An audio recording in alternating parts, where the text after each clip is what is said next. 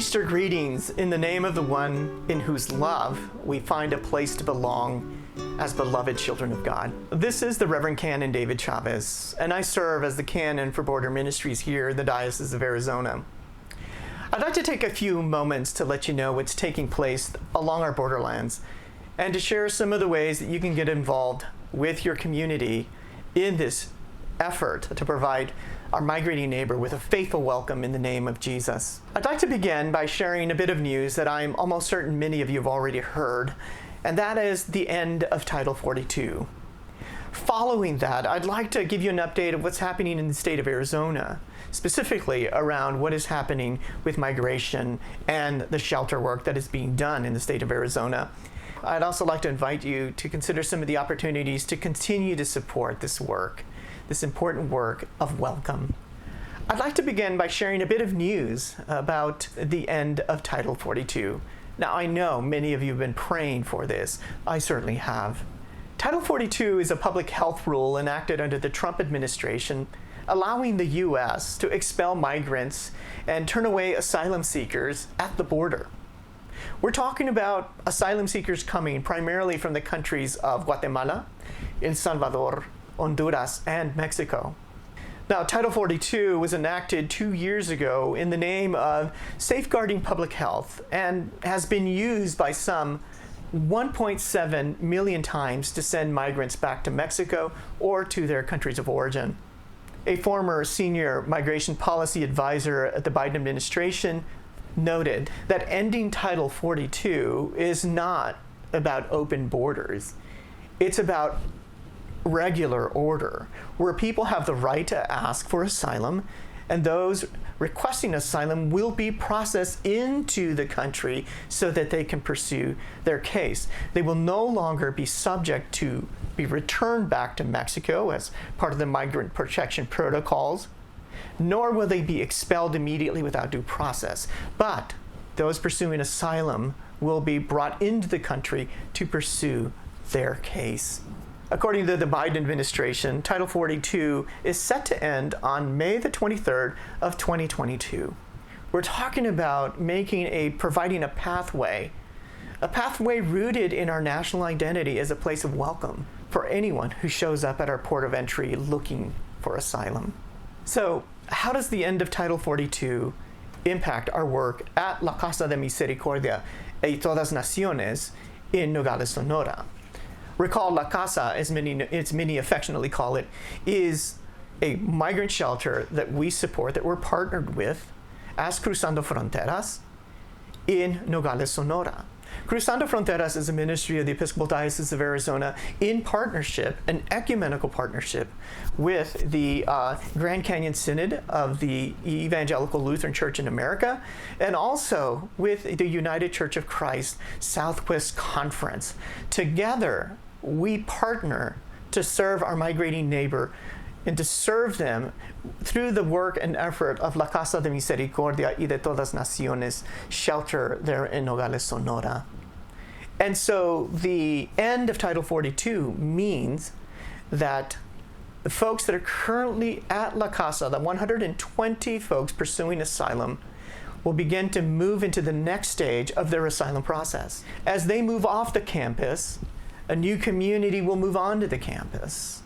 And what that means is that the leaders there at La Casa de Misericordia, Sister Angelica Macias and her sister Consuelo, and all the leaders that are there providing a faithful welcome, will put into place all the mitigation processes and strategies so that La Casa is a place that is safe, COVID-free, and a shelter for those pursuing asylum. We anticipate that the needs of the shelter, the basic needs like food and other resources, will increase.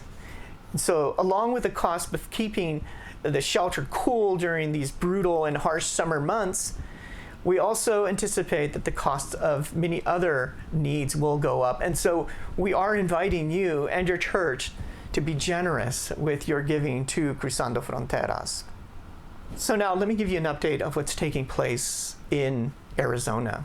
And this update comes on behalf of the Border Alliance group that Save the Children puts together once a month, where we gather together to share information on what's taking place on our stretch of the U.S.-Mexico border. The IRC, which has a welcome center here in Phoenix, received more than 6,500 individuals in March, and this is an increase from the previous month. The majority of the arrivals coming to the International Rescue Committee's Welcome Center are from the Yuma area. The majority of the individuals are from Nicaragua, Venezuela, Cuba. Some higher numbers are coming in from India and from former Soviet states. That's what's taking place in Phoenix, Arizona. In Tucson, and this is a report provided by Casa Alitas, they've been receiving 200 to 300 individuals daily, and they are sheltering 400 individuals daily. They've been receiving higher numbers of humanitarian parolees from Nogales, and the arrivals are balanced between single adults and families. Arrivals are also increasing at Casa Alitas and are expected to increase all the way into the month of May. And they are working very hard to increase the capacity of the shelter for these changes. One of the key pieces that is a great need at Casa Alitas is volunteers who can help with the outbound transportation. They need roughly about 50 individuals to accompany 50 individuals that are leaving each day from Casa Alitas to the airport, to the bus station. Thankfully, we have many of our members in the Tucson area that are involved and engaged with Casa Alitas, providing assistance and help at a variety of levels at Casa Alitas shelter. And so just want to give you all a shout out in Tucson and thank you for the work that you are doing. And also for those in the Phoenix area that volunteer at the IRC Welcome Center. Thank you for partnering to provide faithful welcome. And now, as far as Yuma, which has been really the center of a lot of activity, especially as it relates to Phoenix, the Yuma Regional Center for Border Health has been receiving 6 busloads of migrants a day. They've been managing a hotel in Yuma for COVID-positive quarantine, but their rates are beginning to drop, which is it's wonderful news.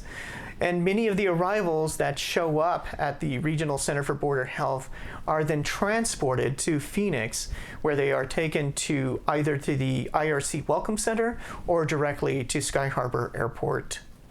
They're preparing for both increased arrivals in May, especially in increased arrivals of families in Yuma. How can you help? Very simply, please pray. Pray for the migrating neighbor.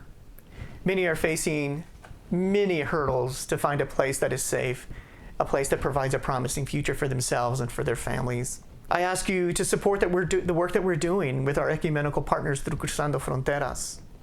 We are providing a link at the bottom of this video for you to be generous with the work that we're doing through Cruzando Fronteras. So we invite you to be part of that embrace, part of the generosity of sharing not only faithful welcome, but also the goodness and grace of God, the love that binds us as beloved children of God. And I also invite you to visit the shelter in Nogales. I'm inviting you to reach out to me, and you'll have my email address and telephone number, so that we can put together a visit to the shelter for your church, for your committee, for a group of leaders that want to see the work that Cruzando Fronteras and La Casa de Misericordia are leading in the Nogales, Sonora area. I invite you to come and see how God is at work in the midst of this time, and we're doing the best that we can to be faithful to this moment.